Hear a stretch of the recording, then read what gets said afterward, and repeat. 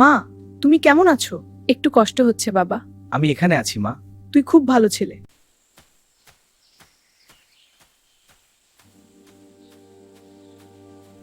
জঙ্গলের রহস্যের প্রাচীন টপি। আমি এই চারপাশের এর জাদুয়ারে তো প্রক্ষোভ। রূপু, এই জাদুর কাঁঠাল তোমার জন্য। ওয়াও, তা অনেক রহস্য লুকিয়ে আছে। অসাধারণ। কাঁঠাল কাটছি। ওয়াও, সোনার মুদ্রা আর মধু। ঘর ভরে গেল সোনায়। এই সোনা নিন, আপনাদের জন্য।